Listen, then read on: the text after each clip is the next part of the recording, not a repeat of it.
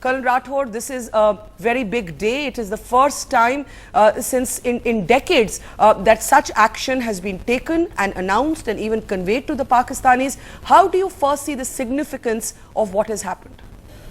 See, time again, India has been attacked repeatedly, and we've shown restraint all along. Our Prime Minister has made every effort to be friendly with the neighboring countries, especially Pakistan. We've made every attempt to use every platform to develop this relationship and make it better. However, Pakistan has always been claiming that there are non-state actors to which they have no control.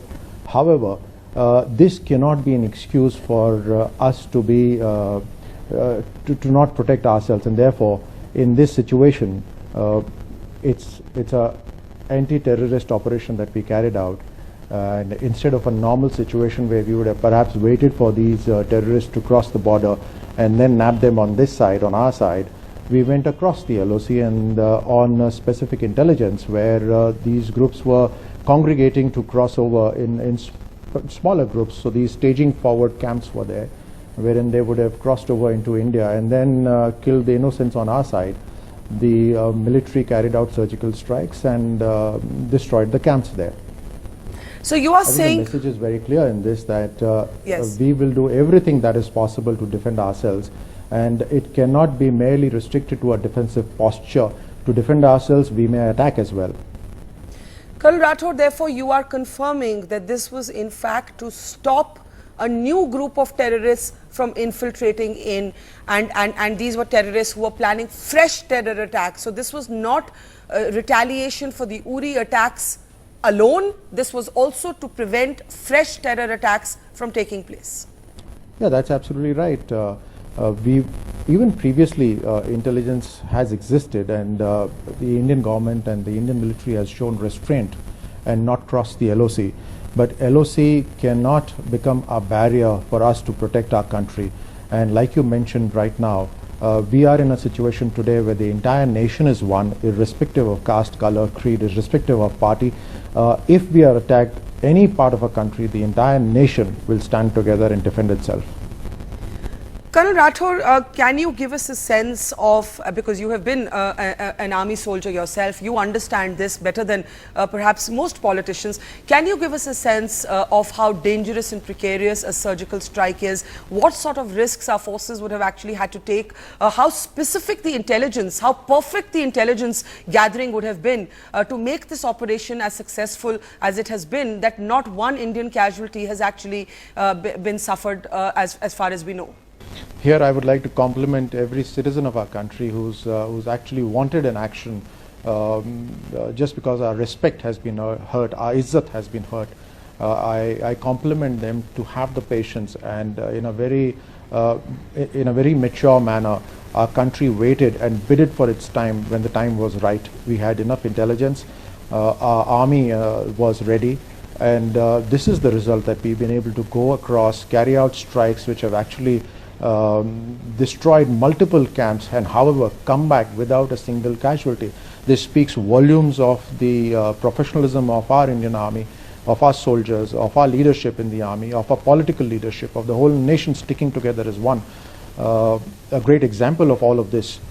Certainly when you cross the line of control, you are, as a soldier, you are exposing yourself to all sorts of risks. There are mines which are there, there are innumerable ambushes that you can run into. You're going into an uncharted territory. There are possibilities of running into a larger force there. You could become a captive there.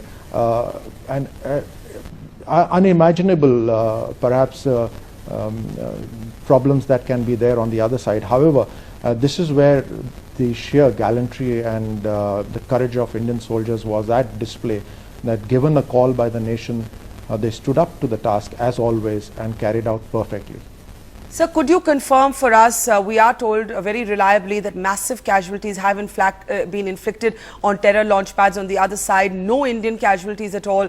There is talk of scores of terrorists having been eliminated. Are you able to share more details at this point on this aspect?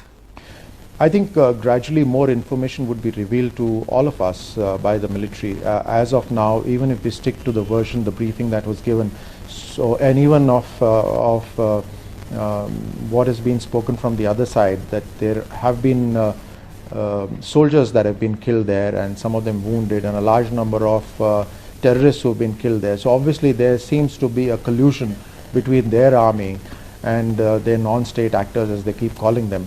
I think the larger message here is that India has always wanted peace. We will continue to want peace and work for that peace. However, Pakistan must realize that a larger number of Pakistanis perhaps want peace and are sensible, but a smaller handful of people are taking us all for a ride, and that smaller number of people in Pakistan need to be isolated, and they cannot run the writ in both our nations. And we will defend ourselves irrespective of what action we have to take. Colonel Rathore, you said India still wants peace. Do you still believe that? Because in some ways the Prime Minister did attempt peace with Nawaz Sharif for over 2 years. He took a great deal of interest in that. He even went to meet him unannounced in Lahore on his birthday. Do you believe that there is still any window for peace given the circumstance we're in with Pakistan, where we could now see escalation after these surgical strikes in the military situation? I think peace is a constant factor. We must strive for peace. Certainly our Prime Minister and our government is going to continue striving for peace. However, we will not talk to terrorists. We will not bow down to terrorists. We will not bow down to any action wherein our civilians are hurt, our innocents are hurt, or our territory is threatened. So our restraint cannot be taken as a sign of weakness. Colonel Rathore, how would you see this as a departure from previous policy? You know, we had the BJP President Amit Shah saying in a comment that this is a signaling of a new India, and we are seeing at least publicly announced surgical strikes for the first time since I can remember. Not even Kargil, not even Kandahar, not 26/11. We never saw this action. Explain to us how you see this departure from prior responses of previous governments. I think it should not be seen as from government to government how it's varying. I think these are today's times when nothing can be kept hidden. So times are changing worldwide, and perhaps that's the reason why these strikes are being announced, because you cannot keep them a secret. Also, the whole morale of the army, the morale of the nation, where it needs to know that it's capable of defending itself, and today India is capable of defending itself. It not only has the capability, but it will demonstrate that capability time and again whenever it is required. We are not fond of this aggressive action, but if you force us, we will we will take any step that is required to defend our territories. Sir, Pakistan has rather predictably denied that surgical strikes have been taken, but while acknowledging that 2 of their soldiers have been killed, 9 others have been injured, they are trying to position these surgical strikes as action by Indian forces at the LOC, like a little more than routine aggression at the LOC. But I thought the Pakistan Defence Minister gave away the game, and I mean, you're a champion shooter, so you can explain this to our viewers. He referred to small arms fire. Now, everybody who knows the border and the LOC knows that small arms fire never inflict casualties unless they're at close range, unless they're eyeball to eyeball, face to face. So in some ways he gave his own contradiction away. I think the use of various calibers of weapon and the ammunition is the judgment of the troops that are going in, also keeping in mind the kind of threat that they face. So I think that's really not critical here. The critical aspect is that we did cross the line of control, and Pakistan occupied Kashmir is very much part of India. So we have not violated anything there.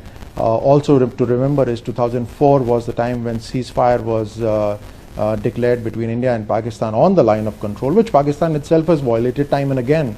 So I think if Pakistan talks about however they are feeling on the action by India, I think it's time for them to realize that they rein in these non-state actors, and terrorism is a threat to the entire planet. Leave aside India or Pakistan, it's hurting them as much, and therefore if they can rein in these non-state actors and these terrorists, I think nothing better could be asked for. And if they need any help, I think India or the world would be very much happy to help them rein in the non-state actors. Colonel Rathore, it's very important the point you make that the action has been in Pakistan occupied Kashmir, which in any case we consider as our territory. A parliamentary resolution has long ago declared it as that. So you're really underlining that point, that this action has actually taken place as a counter-terror operation and not a violation. Nobody in the world can call it a violation of any kind. Absolutely, and the Pakistani defense minister here has kind of reiterated that very aspect. It was an anti-terrorist operation. We used just the amount of force that was required to neutralize the terrorists or all those who were supporting those terrorists. It is not a military action, because military action could actually involve very large number of forces and very heavier weaponry. So I think he's actually corroborated exactly what we are saying. Very important point, and I did also think his reference to small arms fire gives away his own contradiction in his trying to hide these surgical strikes and deny them.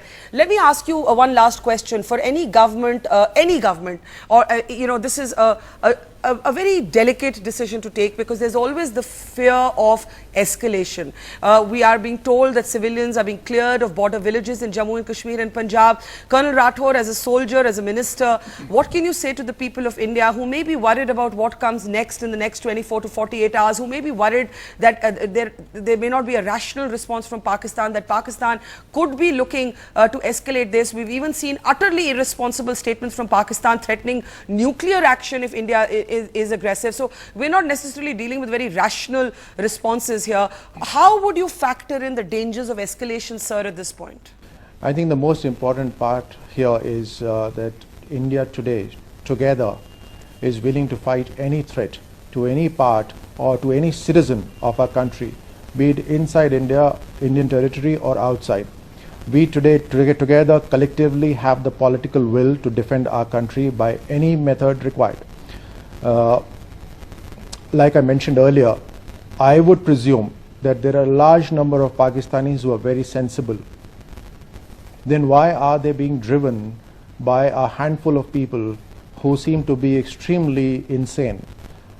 We cannot be cowed down as a nation by those handful of people. Those handful of people may run riot in Pakistan, but they do not have any say or any control on our part of territory, and therefore whatever is required, Indian citizens, Indian territory together, without any prejudice, without any bipartisan, would be defended any way which is possible. And sir, like the Prime Minister, you do appear to be distinguishing between the people of Pakistan and the handful, unfortunately, that you talk about seem to be running its deep state. So like the Prime Minister, you are making that distinction even at this delicate point. This is not a time for one-upmanship, and therefore these are very sensitive times, and we realize that we've carried out this action to defend our country. No longer will India sit in defensive postures to defend our country. There is a method of going into an offensive to defend ourselves, and we've just taken use of that right of any nation to defend itself. This is directed purely towards terrorists, those that Pakistan calls non-state actors, and therefore it is not a military action, it is an anti-terrorist operation. The Prime Minister and our government and the entire country of entire people of our country continue to hope for peace and work for peace. All right, Colonel Rajyavardhan Rathore there saying that the surgical strikes cannot be called a military action. They are instead an anti-terror operation that have in fact taken place in territory that India regards as our own, which is Pakistan occupied Kashmir.